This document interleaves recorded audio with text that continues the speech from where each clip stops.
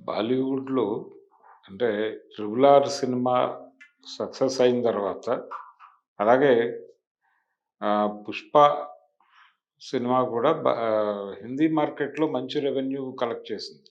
ఈ 2 సినిమాలు భారీ వసూళ్ళు సాధించిన తర్వాత, అక్కడ 'రామ్ చరణ్‌కి' అలాగే 'ఎన్టీఆర్‌కి' ఇటు ఆహ్, 'బన్నీకి' వీళ్ళ ముగ్గురికి బాలీవుడ్ నుంచి ఆఫర్‌లొస్తాయి. అంటే వీళ్ళు చాలా బిజీ అయిపోతారు పాన్ ఇండియా సినిమాలతోను. దట్టు బాలీవుడ్ సినిమాలతో అనేది ఒక ఎక్స్‌పెక్టేషన్ ఉంది అందరిలోను. ఆఫర్స్ ఒస్తున్నాయి. 'రామ్ చరణ్' విషయం పక్కన పెడితే 'ఎన్టీఆర్‌కి' అలాగే 'బన్నీకి' 'అల్లు అర్జున్‌కి' వీళ్ళకి మాత్రం ఒక ఆఫర్ ఉంది. అదేంటంటే 'ఇమ్మోర్టల్ అశ్వత్థామ' అనే పేరుతో ఒక పౌరాణిక చిత్రం.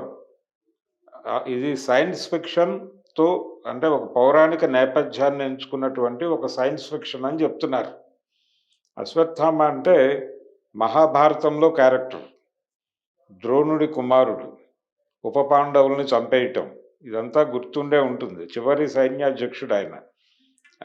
దుర్యోధనుడి సైన్యానికి. ఇది కథ. ఈ ఈ నేపథ్యాన్ని తీసుకొని సైన్స్ ఫిక్షన్‌గా చెప్పాలనేటువంటి ఒక ప్రయత్నం చేస్తున్నాడు. 'ఆదిత్యధర్' అనేటువంటి ఒక ప్రొడ్యూసర్. ఆయన ఇంతకుముందు 'ఉరి సర్జికల్ రైట్స్' అనే ఒక సినిమా చేశాడతను.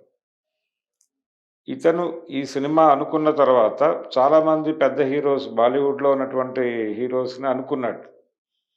అనుకున్నప్పటికీ అంటే ఇతను ముందు పిక్చర్ చేసినటువంటి హీరో దగ్గర నుంచి మొదలుపెట్టి చాలా పెద్ద హీరోస్ ఇప్పుడు బాలీవుడ్‌లో చక్రం తిప్పుతున్నటువంటి హీరోస్ అందరి పేర్లు ఇతని స్ఫురణలోకొచ్చినాయి. వీళ్ళందరినీ అప్రోచ్ అయ్యే ప్రయత్నం కూడా చేశాడు. కానీ ఫైనల్‌గా ఇప్పుడు ఆయన మాట్లాడుతున్నదేంటంటే ఆయన మనసులో ఇద్దరు హీరోలున్నారు. ఒకటి 'ఎన్టీఆర్', 2 'అల్లు అర్జున్'. వీళ్ళిద్దరిలో ఎవరో ఒకళ్ళని తీసుకోవాలి ప్రధాన పాత్రకి అనే పద్ధతిలో ఆలోచిస్తున్నాడు.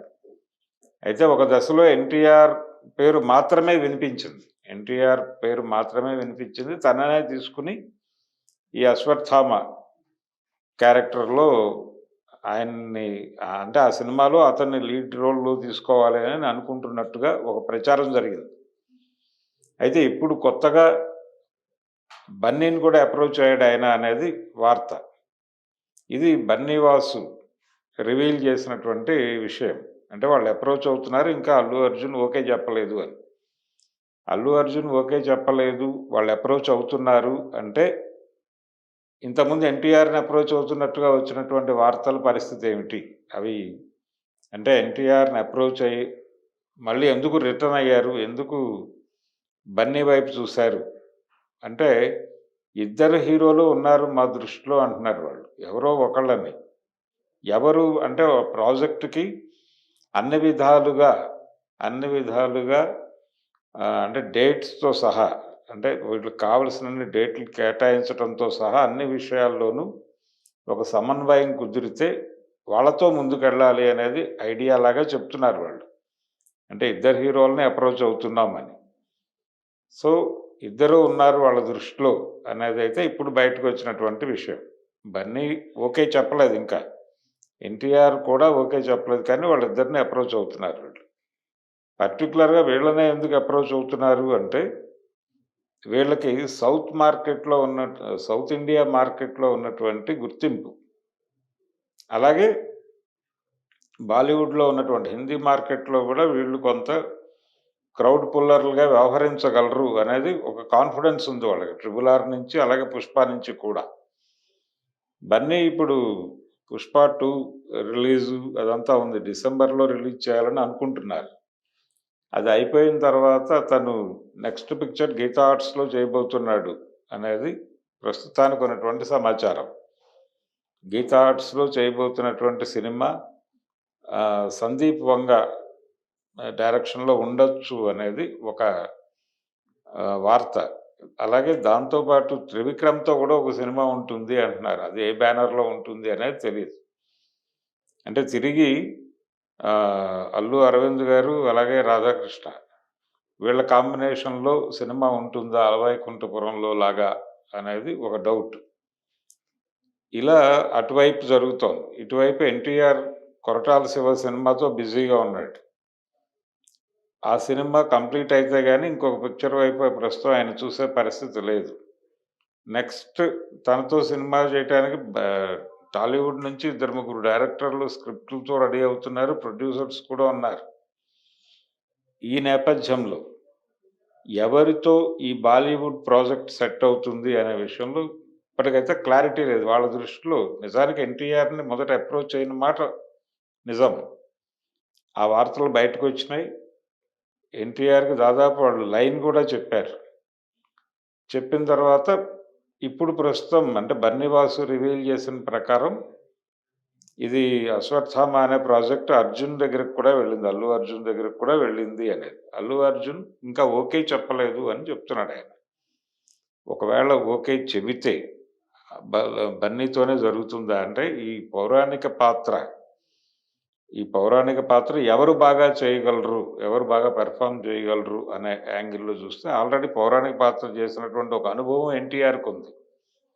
యమధర్మరాజుగా తను 'యమదొంగ' సినిమాలో కనిపించి అలరించాడు. అయితే 'అశ్వత్థామ'కొచ్చేసరికి సీరియస్ క్యారెక్టర్ అది. ఆయన ద్రోణాచార్యుడి కుమారుడిగా మొదటి నుంచి అతని క్యారెక్టర్ కొంత డిఫరెంట్‌గా ఉంటుంది.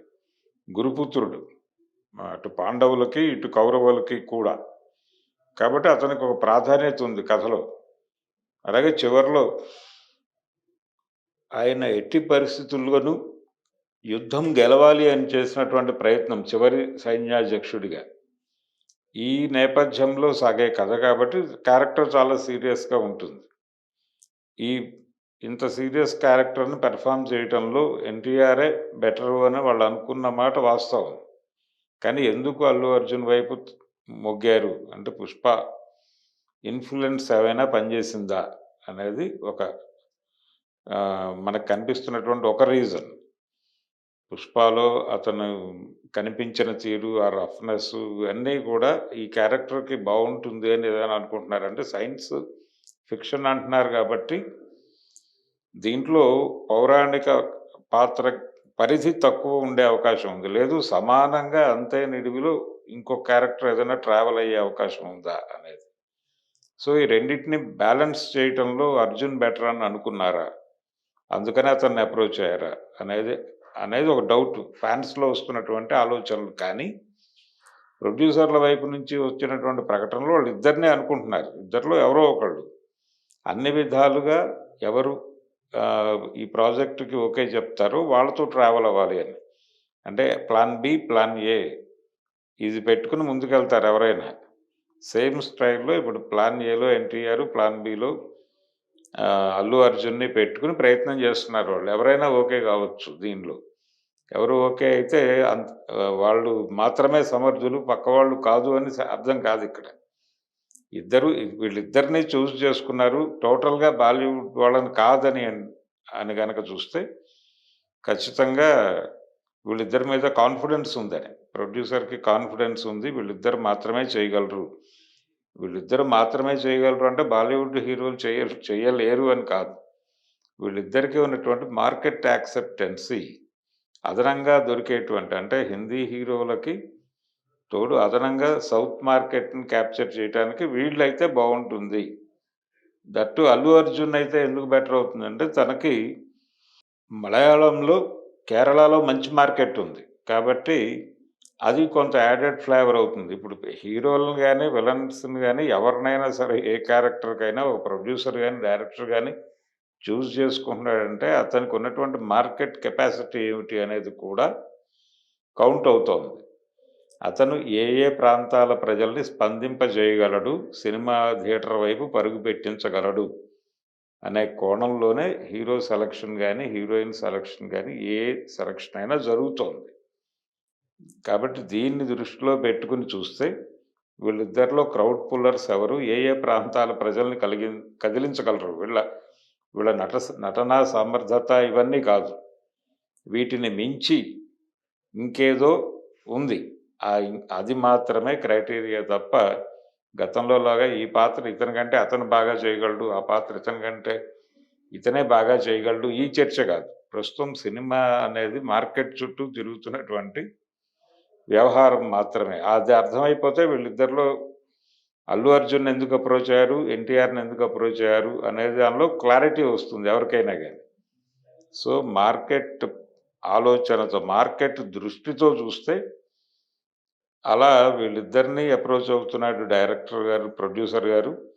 దట్ టూ బన్నీని కొంచెం ఎక్కువ ప్రెషరైజ్ చేసే ప్రయత్నం చేస్తున్నాడు. ఆయన ఓకే చెప్పలేదు అనేది బన్నీ వాసు చెప్తున్నటువంటి వార్త. ఒకవేళ ఓకే చెప్తే అటువైపు ఎడుతుంది. లేదు అమికబుల్‌గా తాము అనుకున్నటువంటి పద్ధతుల్లో ఓకే చెప్తే ఎన్టీఆర్‌కి ఎడుతుంది. వీళ్ళిద్దరూ మాత్రమే options. Plan A, plan below వీళ్ళిద్దరూ మాత్రమే ఉన్నారు అనేది సమాచారం. ఏదేమైనా ఒక తెలుగు హీరోతో పాన్ ఇండియా మార్కెట్‌లో అది మాత్రమే కాదు, బాలీవుడ్ నుంచి ఒక పౌరాణిక చిత్రం రాబోతూ ఉండటం అనేది తెలుగు వారికి పౌరాణికాల మీద పట్టుంది అని గతంలో ఎన్టీ రామారావు గారి రోజుల నుంచి ఉన్నటువంటి ఒక పేరు నిలబెట్టే వ్యవహారంగానే చూడాల్సి ఉంటుంది. అందుకు తెలుగువారుగా గర్వపడదాం మనం.